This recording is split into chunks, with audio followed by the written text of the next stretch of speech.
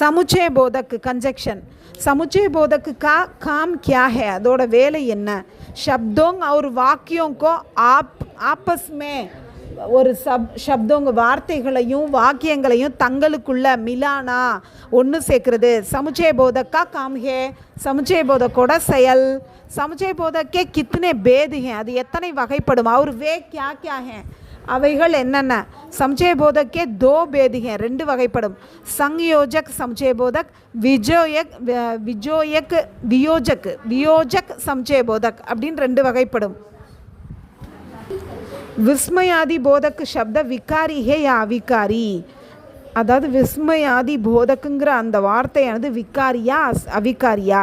விஸ்மயாதி போதக்குங்கிறது ஒரு அவிகாரி, அது ஒரு அவிகாரி வேர்டு. प्रत्यय का दूसरा नाम क्या है, प्रत्ययोட இன்னொரு பேர் என்ன? प्रत्यय का दूसरा नाम परसर्ग है. प्रत्यय அப்படின்னா சஃபிக்ஸ், அதுக்கு இன்னொரு பேர் परसर्ग. तत्सम उपसर्ग किसे कहते हैं, उपसर्गनाले प्रीफिक्स. तत्सम उपसर्गன்னு எதை சொல்கிறோம்?